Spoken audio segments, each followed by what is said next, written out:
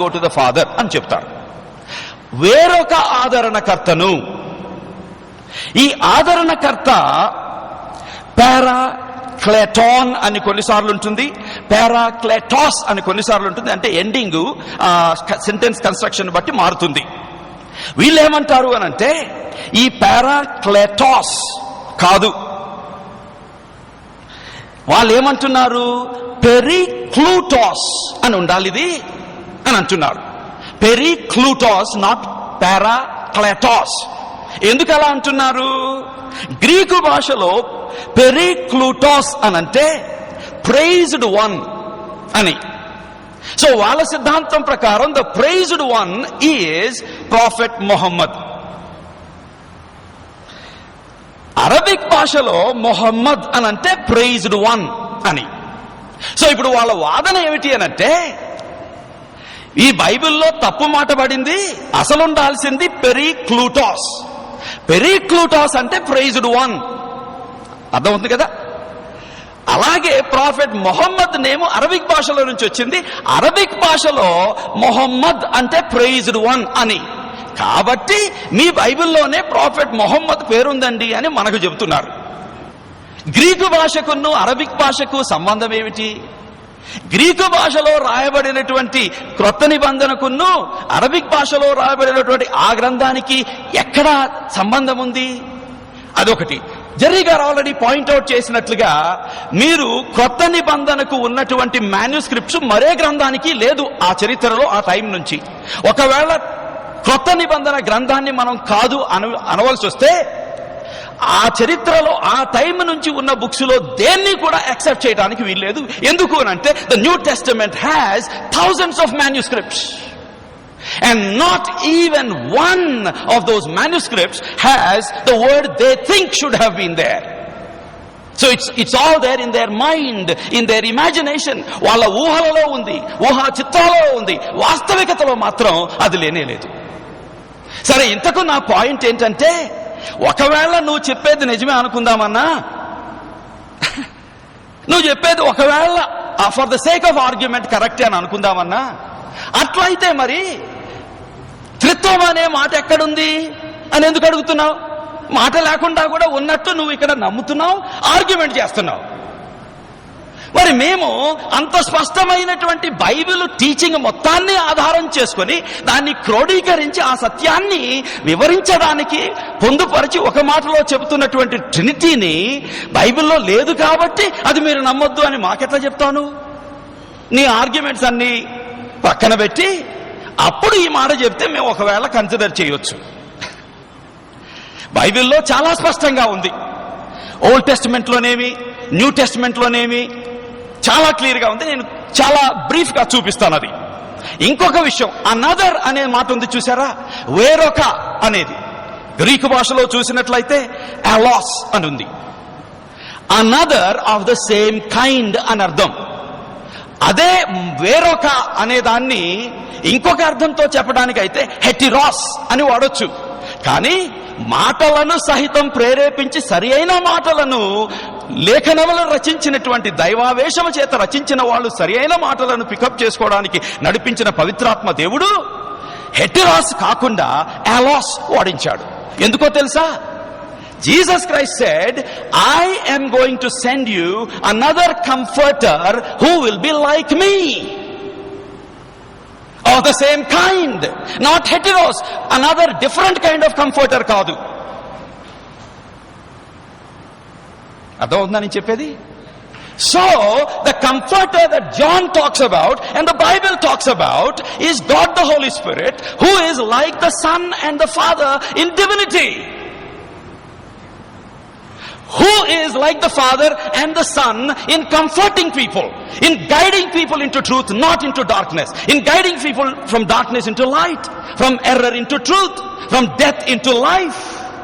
అందుకే 15వ అధ్యాయంలో చూస్తే లోకమును పాపం విషము, తీర్పు విషము ఒప్పించే ఆత్మ అనున్నది. ఇంతకు వారన్నట్లు ఒకవేళ ఆ అనదర్ కంఫర్టర్ మొహమ్మద్ ప్రవక్తే అయితే ఇవన్నీ ఆయనకు వర్తిస్తాయా? అదృశ్యుడిగా ఉండాలి, ఆత్మయ్య ఉండాలి. అంటే ఆత్మ అయితే ఆయన చూసిన వాళ్ళు భూతం రూపంలోనో ఇంకేదో ఒక రూపంలోనో చూసి ఉండాల్సిందే కానీ ఆయన చూసిన రూపంలో ఎవరు చూసి ఉండటానికి వీల్లేదు. ఒకటి. ఇంకొక పాయింట్ అక్కడ, ఈ ఆత్మ క్రీస్తు చెప్పినట్లు తన శిష్యులను సర్వసత్యములోనికి నడుపును, ఆయన వారికి బోధించిన వాటిని వారికి జ్ఞాపకం చేస్తాడు. వాళ్ళు ఎప్పుడు జీవించారండి ఆ శిష్యులు? కాబట్టి ఈ ఆదరణకర్త ఎప్పుడు రావాలి? వాళ్ళు జీవించి ఉన్నప్పుడు రావాలి వాళ్ళని నడిపించడానికి. వాళ్ళు చనిపోయిన తర్వాత 600 సంవత్సరాలకి పైన వచ్చిన వాడు వాళ్ళని ఎట్లా నడిపిస్తాడండి?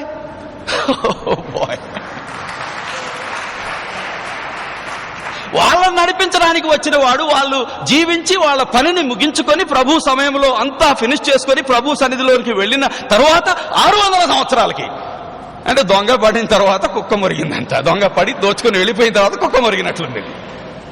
తెలుగు సామెత తెలుసు కదా. ఈ విధంగా ఈ బ్రదర్స్ పాపం అజ్ఞానంలో ఉండి ఈ వాదనలు చేస్తూ, దురదృష్టకరమైన పరిస్థితి ఏంటంటే క్రైస్తవ సోదరులు సోదరీమణులు కూడా చాలా వరకు అజ్ఞానంలో ఉండడాన్ని బట్టి ఆ అజ్ఞానాన్ని జ్ఞానం అనుకుని అమ్మో ఏదో అయిపోతుంది మన విశ్వాసానికి అని కంగారు పడిపోతూ ఉన్నారు. అందుకని హిత, సాక్షి లాంటి ఏజెన్సీస్ని దేవుడు పుట్టించాడు క్రైస్తవ లోకానికి ఈ విషయాలను తెలియపరచడానికి, క్రైస్తవులను విశ్వాసములో దృఢపరచడానికి. వాక్యము మనల్ని ఆదేశిస్తూ ఉన్నట్లుగా మనలో ఉన్న నిరీక్షణకు హేతువడుగు ప్రతి వారికి సమాధానం చెప్పుటకు ఎల్లప్పుడూ సిద్ధంగా ఉండాలి. అలాంటి సిద్ధపాటుకు సంఘాన్ని ఎక్విప్ చేయడానికి ఈ ఏజెన్సీస్. అందుకే ఈరోజు ఈ ప్రోగ్రాం వాళ్ళ కోసం కాదు, ముఖ్యంగా మన కోసమే. మీరు వచ్చినందుకు మిమ్మల్ని అభినందిస్తున్నాం. కానీ విని విడిచిపెట్టేసి వెళ్ళిపోతే కుదరదు. ఇంకా ఫర్దర్ స్టడీస్ చేయాలి, ఇంకా సాలిడ్ గా మన విశ్వాసంలో స్థిరపడాలి. యాకోబు పత్రికలో ఉంది ఒక మాట, ఏమిటో తెలుసా? మీరు మీ పవిత్రమైన విశ్వాసములో స్థిరపడాలి. అనుమానముతో ఉన్న వాళ్ళను మీరు చిన్న చూపు చూడొద్దు, కానీ వాళ్ళ అనుమానాలను తీర్చి వాళ్ళను బలపరచాలి అనుంది. Do not condemn those who come to you with doubt, but help them అనుంది. సో అందుకని ఈ పనులు చేస్తూ ఉన్నాం. ఇంతకు ఇప్పుడు అర్థమై ఉంటుంది మీకు, పరిశుద్ధాత్మ దేవుణ్ణి కానీ క్రీస్తు ప్రభువుని కానీ తండ్రి అయిన దేవుణ్ణి కానీ త్రియేక దేవుడిగా ఉన్న బైబిల్లో ఉన్న నిజమైన దేవుణ్ణి నమ్మడానికి త్రియేక దేవుడు అని మాట ఉండక్కర్లేదు. మాట లేకపోయినా దానికి సంబంధించిన సత్యమంతా ఉన్నది. చాలా విషయాలు మనకు ఆల్రెడీ వివరించడం జరిగింది. అయితే దీనికి సంబంధించి వాళ్ళు వేసే ఇంకా కొన్ని సిల్లీ క్వశ్చన్స్ ఉన్నాయి. ఈ సిల్లీ క్వశ్చన్స్ నే చాలా బౌన్సర్స్ లాగా ఫీల్ అయి డక్ చేయడానికి ప్రయత్నం చేస్తూ కూడా దెబ్బతింటారు మన క్రైస్తవులు. కానీ వాస్తవానికి ఇవన్నీ బౌన్సర్స్ కాదు, నో బాల్స్. కాబట్టి ధైర్యంగా కొడితే అది 6కి వెళ్ళిపోద్ది. కానీ మన వాళ్ళకి అది నో బాల్ అని తెలియక ఇది నిజమైన బౌన్సర్ అని డక్ చేయడానికి ప్రయత్నం చేస్తూ ఆ ప్రాసెస్ లో కొంచెం దెబ్బతింటున్నారు. అలాంటిది జరగకూడదని ఈ చిన్న చిన్న వాటికి మేము చిట్కాల్లాగా ఈ చివరిలో అందిస్తూ ఉన్నాం. వాళ్ళు అడిగే ఒక ప్రశ్న, how can 1 + 1 + 1 be equal to 1? ఓరిని ఈ పిచ్చి మ్యాథమెటిక్స్ నీకెవడు చెప్పాడయా, మేము ఎప్పుడు చెప్పాం అని అలవను. మనం ఎప్పుడన్నా అన్నావా 1 + 1 + 1 + 1 = 1 అని నువ్వు ఎప్పుడన్నా అన్నావా? చరిత్రలో క్రైస్తవ సోదరులు ఎవరైనా అన్నారా? అనలేదే.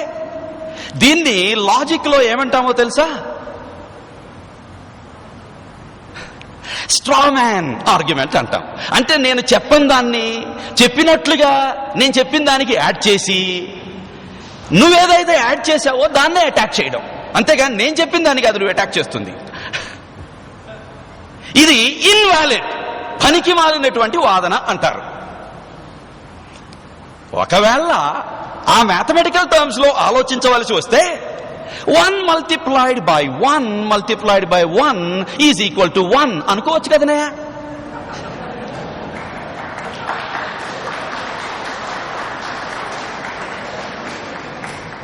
కానీ ఈ మాత్రం కూడా ఆలోచించలేని స్థితిలో ఉంటున్నారు యావరేజ్ క్రిస్టియన్స్. అది మా సమస్య. దేవుడు అలా ఉండాలని కోరుకోవడం లేదు. అందుకే యెషయా గ్రంథంలో దేవుడు ఏమంటున్నారు? మీకంటే గాడిద మేలు, మీకంటే ఆ ఎద్దు మేలు అని అన్నారా లేదా? The donkey knows, the ox knows, but my people do not know. That was God's serious complaint against his people. Our God is a God who knows everything, and we as his children should at least know something. ఇంకొకటి, ఇది irrational అండి, mathematically doesn't make sense అండి అని argue చేస్తుంటారు. కానీ వాస్తవంగా logical గా ఆలోచిస్తే, if God is not a Trinity, we cannot make sense of the universe and make sense of the one thing that makes life meaningful, love. అందుకే నేనంటాను, it is not a logical problem, but it is a logically inescapable truth. తార్కికంగా ఆలోచిస్తే ఈ త్రిత్వము తప్పనిసరిగా truth అయి ఉండాల్సిందే. ఎలా అంటాను? ఒకటి, మానవులు ఉన్నాం. ఎంతమంది ఉన్నామండి? Maybe 6.6 billion. ఈ 6.6 బిలియన్ లో ఎవరిని లేచి ఆర్ యు అ హ్యూమన్ అని అడిగితే ఏం చెప్తారు? Are you a human? Sherry, are you a human? Roland, are you a human? ఇట్లా 6.6 బిలియన్ల మందిని ఎవరిని అడిగినా వెంటనే చెప్తారు ఎస్ అని. ఎందుకో తెలుసా? ఒకవేళ ఎస్ అనకపోతే వీళ్ళు ఇంకేదన్నా ఆలోచిస్తారేమో నన్ను గురించి అని. అయితే ఎందుకు? నీవు హ్యూమనే, నేను హ్యూమనే, ఇక్కడ ఉన్న ఎవ్రీ వన్ ఈజ్ హ్యూమన్. ఎందుకు? ఎప్పుడు ఆలోచించలేదు మీరు. You took it for granted. But ఎందుకో తెలుసా? As a zoologist I know, and as a man with a little common sense I know, మనందరిలో ఒకే మానవత్వం ఉంది కాబట్టి మనలో ప్రతి ఒక్కళ్ళం కూడా నువ్వు మానవుడవేనా మానవరాలువేనా అంటే ఎస్ అనేస్తాం. ఎన్ని మానవత్వాలు ఉన్నాయండి ఇక్కడ? There is only one humanity. తప్ప నేను చెప్పేది? No. The same humanity is in you, in me, and in all the 6.6 billion people. That's why we are called humankind. Mankind అంటే మళ్ళీ స్త్రీలు ఒప్పుకోరు నన్ను, అందుకే నేను హ్యూమన్ కైండ్ అంటున్నా. Alright? So, because of the common human nature that we all share, we have become one humanity. దాన్ని బట్టి చూస్తే ఒకే మానవత్వం ఉన్నది. ఎందుకంటే ఒకే మానవ నైజం ఉన్నది, ఒకే హ్యూమన్ నేచర్ ఉన్నది. దాన్ని మేము ఫిలసాఫికల్ టర్మ్స్ లో ఒకే హ్యూమన్ ఎసెన్స్ ఉన్నది అని చెప్తాం. బట్ ఇప్పుడు అదే విషయాన్ని తీసుకొని, Sherry, are you the same person as John? No. Are you the same person as your wife or sister, whatever? No. ఎంతమంది హ్యూమన్ పర్సన్స్ ఉన్నారు చెప్పండి? 6.6 బిలియన్ల హ్యూమన్ పర్సన్స్ ఉన్నారు. One humanity but 6.6 billion human persons. ఇది లాజికలా? ఇది logical అంటే something must be wrong with you, not with the statement. అట్లనే there is only one divine essence, there is only one divine nature. But the same divine nature is shared by 3 divine persons, the Father, the Son and the Holy Spirit. దీనిలో ఇల్లాజికాలిటీ ఏముందండి? హ్యూమానిటీలో గురించి ఆలోచిస్తే there is unity, one humanity. But in unity there is diversity. Many human persons and 2 human sexes, male and female. So unity in diversity is the reality with which we have to live. And without that reality, life becomes boring. Imagine for a moment if everybody who is living on the planet Earth is just a male. అంటే నేను అడుగుతుంది అర్థమవుతుందా మీకు? భూమి మీద ఉన్న మానవులందరూ కూడా పురుషులే అయితే ఎట్లా ఉంటుంది? పురుషులు చెప్పండి మీరు. భూమి మీద ఉన్న మానవులందరూ స్త్రీలే అయితే, ఒక్క పురుషుడు కూడా లేకుండా ఉంటే, వీటిని ఫిలాసఫీలో థాట్ ఎక్స్పెరిమెంట్స్ అంటాం. ఎలా ఉంటుంది చెప్పండి స్త్రీలారా? కూరగాయలన్నీ లేవు, ఒక్కటే కూరగాయ ఉంది. వంకాయ ఇన్ ద మార్నింగ్, వంకాయ ఇన్ ది ఆఫ్టర్నూన్, వంకాయ ఇన్ ది ఈవినింగ్, వంకాయ on Monday, Tuesday, Wednesday, Thursday, Friday, Saturday, and again వంకాయ. మా ఫ్రెండ్స్ కొంతమంది 1984లో ఈ ఒరిస్సా రాష్ట్రానికి ఒక మిషన్స్ కాన్ఫరెన్స్ కి వెళ్ళి కొత్త పాట పాడుకుంటూ తిరిగి వచ్చారు. ఏంటో తెలుసా? Potato in the morning, potato in the evening. ఎందుకంటే వాళ్ళు పొటాటో లేకుండా ఏ మీలు కూడా ఉండదంట. నాకు తెలుసు బాగా అది. లైఫ్ అట్లా అయిపోతుంది. So life is colourful, life is enjoyable, life is meaningful because of the unity in diversity. Logical గా ఆలోచిస్తే సృష్టిలో సృష్టించబడినటువంటి ఎంటిటీస్ లో ఉన్నటువంటి higher quality of unity in diversity creator లో లేకపోతే మనలోకి వచ్చుంటానికి వీల్లేదు. కాబట్టి this great enjoyable unity in diversity that exists at all levels in the creation, the universe, has come because there is unity in diversity in the creator God. God cannot be a lonely entity. If God is a lonely entity, we have to pity him because ఆయనలో ప్రేమ ఉన్నా ఎవరితో చూపించాలో అర్థం కాక పాపం బాధపడుతూ చింతపడుతూ ఆయనే ప్రేమించుకుంటూ ఇక తప్పదులే అని మానవుల్ని సృష్టించక తప్పక సృష్టించవలసి వచ్చేది వాళ్ళనన్నా ప్రేమిద్దామని. కానీ మన దేవుడు త్రియేక దేవుడు కాబట్టి నిత్యత్వములో తండ్రి కుమారుణ్ణి, కుమారుడు తండ్రిని, పరిశుద్ధాత్మ తండ్రిని, పరిశుద్ధాత్మ కుమారుణ్ణి ప్రేమ చేత బంధింపబడినటువంటి త్రియేక దేవుడుగా ఆయన ఉన్నాడు. కాబట్టి మానవులను ప్రేమించగలిగిన, ప్రేమను పొందగలిగిన సత్తాతో సృష్టించాడు. ఆ ప్రేమే లేకపోతే మానవ జీవితానికి అర్థమే లేదు, అసలు మనుగడే లేదు. God is love and God cannot be a love unless there is plurality in the unity of Godhead. కాబట్టి God being a Trinity is not a logical problem, it is a logical necessity. It is a logically inescapable truth అని ధైర్యంగా చెప్పొచ్చు.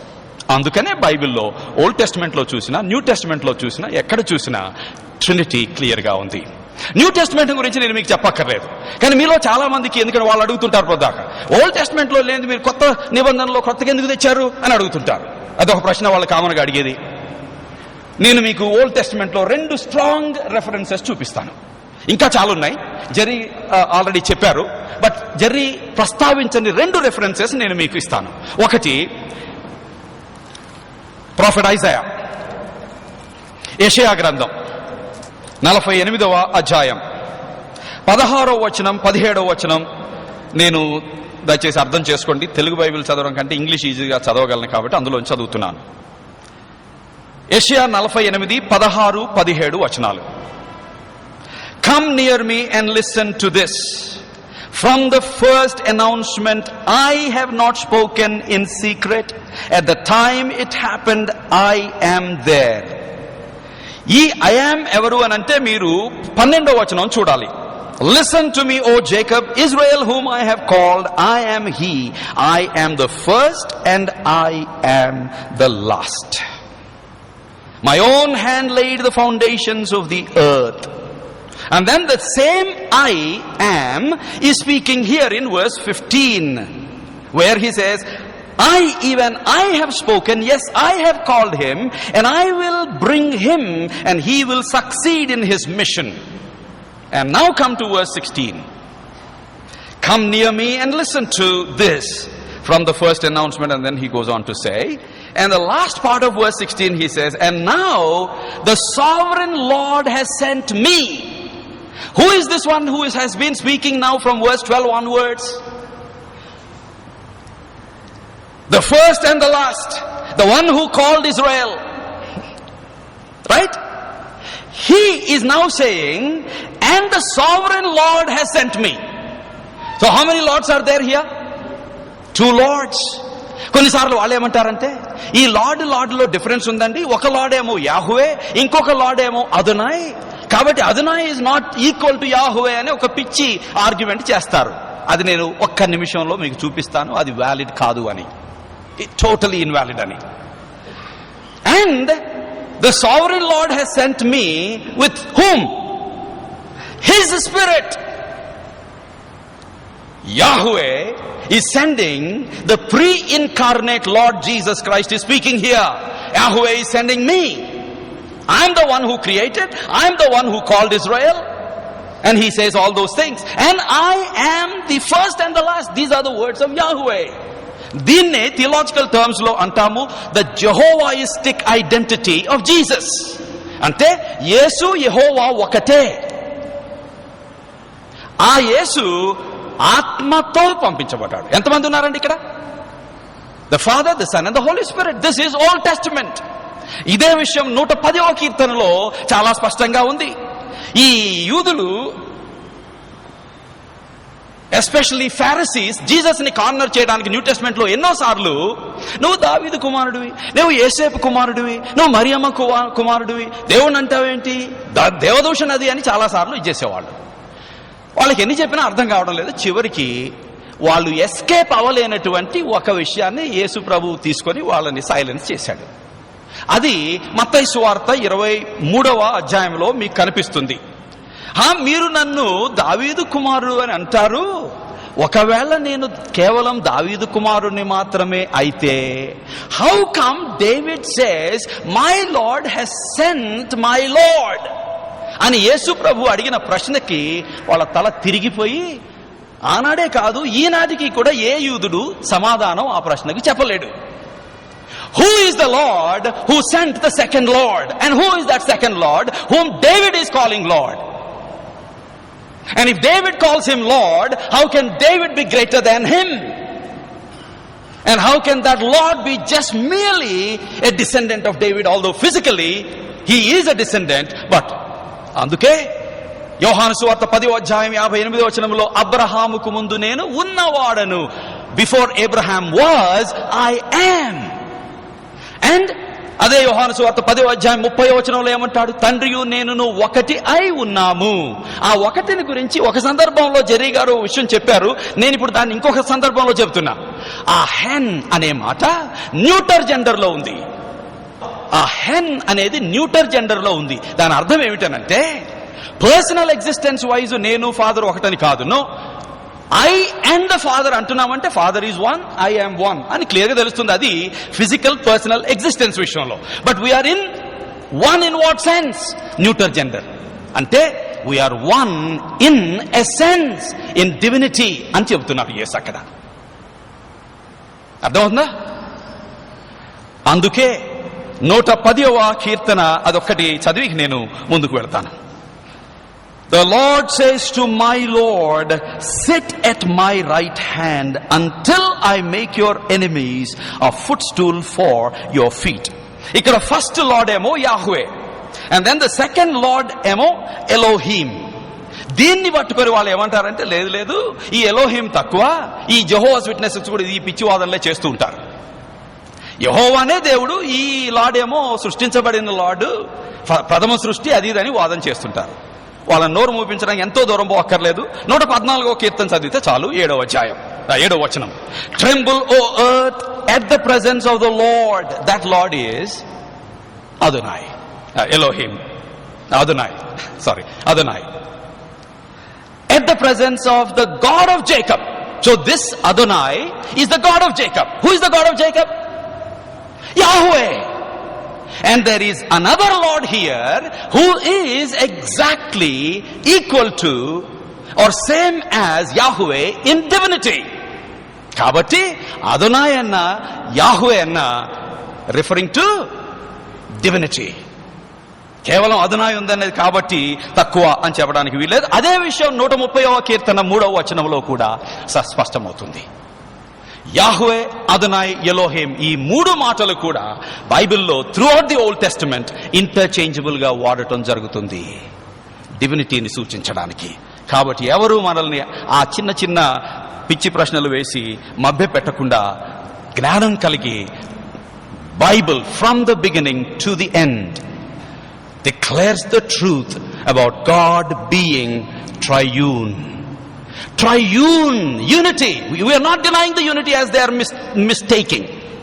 అసలు ట్రినిటీనే misrepresent చేశారు, mistake చేసుకున్నారు.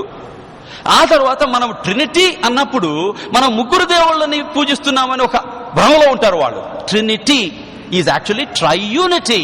యూనిటీలో ముగ్గురే ఒక దేవుడు, ఒక దేవుడే ముగ్గురుగా. సో యూనిటీని మనం ఎక్కడ డినై చేస్తున్నాం? లేదు. అందుకే తిమోతి పత్రికలో పౌలు భక్తుడు చాలా స్పష్టంగా అంటాడు, there is only one God and one mediator between God and man, the man Jesus Christ. అర్థమవుతుంది కదా? అది. So Trinity is thoroughly biblical. It is there from Genesis chapter 1 verse 1 all the way till the end of the book of Revelation. It's a thoroughly biblical truth. Never shy away from it. Believe it and know it better and stand for this truth. Because that truth is the foundation of all the other truths that we believe as Christians. Now, coming to Jesus. Now, where did Jesus say, I am God? Jerry గారు theological గా, biblical గా ఎంత clear గా యేసు ప్రభు నేను దేవుణ్ణి అని చెప్పిన విషయాలన్నింటినీ రెఫరెన్సెస్ తో సహా మీకు చూపించారు. నేను ఇంకొంచెం బ్రాడర్ సెన్స్ లో మీకు దీనికి ఆన్సర్ చెప్తాను. దేవుడు వస్తే ఆయన నేను దేవుణ్ణి అని చెప్పుకోవాల్సిన అగత్యత ఉన్నదా? చిన్న ప్రశ్న అడుగుతా. మన జిల్లా కలెక్టర్ గారు వస్తున్నారు అనుకోండి ఇక్కడికి. ఆయన వచ్చి ప్రజలారా నేను మీ కలెక్టర్ని అని చెప్పుకోవాల్సినటువంటి దుర్భరమైన పరిస్థితి ఆయనకు ఉంటుందా? ఉండదు. After all district collector. ఏం జరుగుతుంది? ముందు collector is coming to your church అని నోటీస్ వస్తుంది. పాత రోజుల్లోనైతే దండోరా, కలెక్టర్ గారు వస్తున్నారు రేపు మీ గ్రామంలో 3:30 గంటలుగా హో అంటాడు. So that everybody would know. అది ఫస్ట్ ప్రిపరేషన్. ఆ తర్వాత కలెక్టర్ గారు ముందు సడన్ గా రారు. కలెక్టర్ గారికి ముందు పైలట్ వస్తాడు. 4-5 వచ్చి వచ్చేస్తున్నారు అని చెప్తారు. అప్పుడు ప్రజలంతా ఎలర్ట్ అయిపోతారు. అప్పుడు కలెక్టర్ గారు నడుస్తూ వస్తుంటేనే అరే భయ్ కలెక్టర్ గారు వచ్చేసాడు అని మనకు అందరికి ఎవరు చెప్పకుండానే అర్థమైపోద్ది. ఆఫ్టర్ ఆల్ ఒక కలెక్టర్ విషయమే అట్లయితే ప్రైమ్ మినిస్టర్ గారు అయితే, ఇంకా the figure head of the country president అయితే, రేపు ఒబామా గారు వస్తున్నారు నవంబర్లో. ఆయన వచ్చి ప్రజలారా, భారతదేశ ప్రజలారా నేను ఒబామా అని చెప్పుకోవాలనా? ఓరిని వీళ్ళు అడిగేది అట్లుంది. యేసు ప్రభు వారు నేను దేవుణ్ణి అని ఎక్కడ చెప్పాడు చూపించండి అనటం ఇట్లుంది. పిచ్చి ప్రశ్నది. యేసు ప్రభు వారు దేవుడు, రాజులకు రాజు, ప్రభువులకు ప్రభు, సర్వ మానవ జాతిని మహత్వ కలిగిన మాట చేత తండ్రితో కలిసి ఆత్మతో కలిసి సృష్టించిన దేవుడు. ఆయన ఈ లోకంలోనికి రావటము సర్వ మానవ జాతి చరిత్రలో అత్యుత్తమమైనటువంటి, అతి ఉత్కంఠభరితమైనటువంటి ఘటన. జిమ్ ఇర్విన్ అన్నాడు, ఆయన నేను కలిశాను, ఇక్కడ కరచాలనం చేసి హైదరాబాద్లోనే కలిశాను. చంద్రమండలం మీదకి వెళ్ళి బ్రతికి బయటపడ్డా, తిరిగి వచ్చి మారి అఫ్ కోర్స్ ప్రభువుని నమ్ముకున్న ఒక వ్యక్తిని. ఆ జిమ్ ఇర్విన్ ఒకసారి నేనుండి ప్రశ్న అడిగాను అక్కడ ఆ హోటల్లో. జిమ్ ఇర్విన్ గారు, కల్నల్ జిమ్ ఇర్విన్, మీ ఉద్దేశంలో మానవ జాతి చరిత్రంలో అతి ఉత్కంఠభరితమైనటువంటి గడియ ఏది చెప్పండి అన్న. ఆయన అన్నాడు, నేను చంద్రమండలం మీద కాలు పెట్టిన ఆ గడియే అని నేను చెబుతానని మీరు భ్రమపడుతున్నారేమో. కాదు సుమా, మానవుడు చంద్రమండలం మీద కాలు పెట్టడం గొప్ప గడియే, గొప్ప సంఘటనే కాదనడం లేదు. కానీ చంద్రమండలాన్ని, సూర్యుణ్ణి, కోటాను కోట నక్షత్రాలని, మహోత్కృష్టమైన సృష్టి మొత్తాన్ని సృష్టించిన దేవుడు మానవ రూపాన్ని దాల్చి మానవ జాతి చరిత్రలో భూమి మీద కాలు పెట్టడం మానవ జాతి చరిత్రను మార్చివేసిన గడియ అన్నాడు. అలాంటి ఆయన మానవ జాతి చరిత్రలో మానవ రూపం దాల్చి ఉద్భవిస్తే ఏం జరిగి ఉండాలి? ప్రిపరేషన్ జరిగి ఉండాలి. 1000 సంవత్సరాల ప్రిపరేషన్ జరిగింది. ప్రవక్తలు ముందుగానే చాలా నిర్దిష్టంగా, స్పెసిఫిక్ గా, ఎక్కడా? బెత్లెహేము. ఏ బెత్లెహేము? ఫలానా బెత్లెహేం. ఏ టైంలో ఏం చేస్తాడు, ఎలా ఉంటాడు, అన్నీ ముందుగానే ప్రవచనం. అంత మాత్రమే కాదు, ఆయన వస్తూ ఉన్నప్పుడు ఇమీడియట్ గా వచ్చే పైలట్స్ లాగా దేవదూతలు వచ్చి, ఇదిగో సర్వలోకమునకు కలగబోతున్న మహా సంతోషకరమైన శుభవర్తమానము నేను మీ కొరకు నేడు తీసుకుని వస్తున్నా. ఏమిటి ఆ శుభవర్తమానం? నేడు తన ప్రజలను వారి పాపములను విమోచించుటకు పుట్టే రక్షకుడు యేసు జన్మించబోతున్నాడు.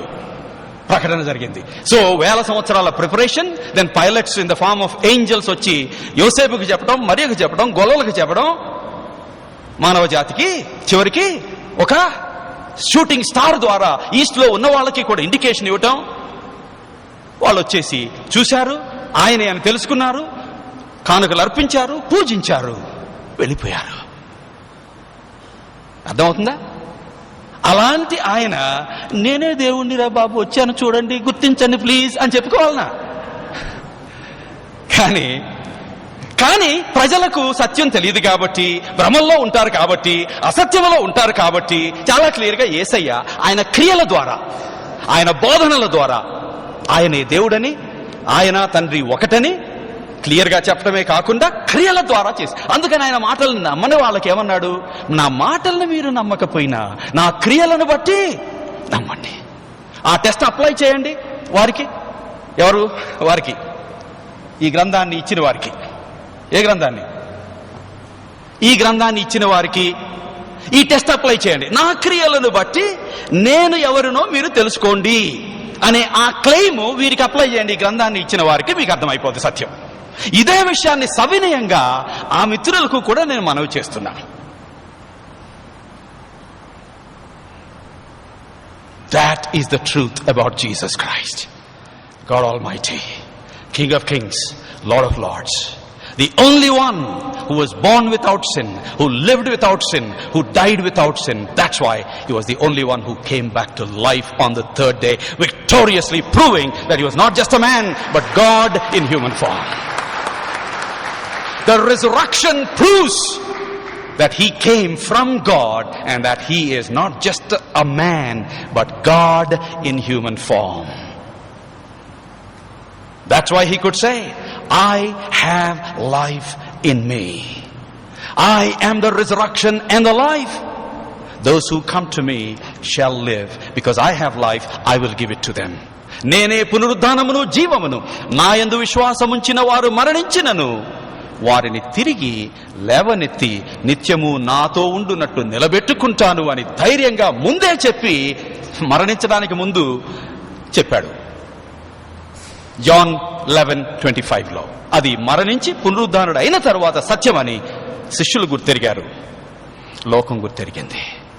He is the light of the world. Jesus is the only light of the whole world, the saviour of the world. There is no salvation apart from him. అందుకే యెహోవా దేవుడు పాత నిబంధన గ్రంథంలో నా నామమును బట్టి ప్రతి మోకాలు వంగుతుంది, ప్రతి నాలుక సత్యము ఒప్పుకుంటుంది. యెహోవా దేవుడు చెప్పిన మాటలను యేసు There is no name in which there can be found salvation but the name of Jesus, the only one who conquered sin and death and came back to life on the third day. Unique, all-powerful God demonstrating his divinity. Glory be to his name. Be strengthened in that faith and stand as witnesses for that true God and Savior of all humanity. God bless you.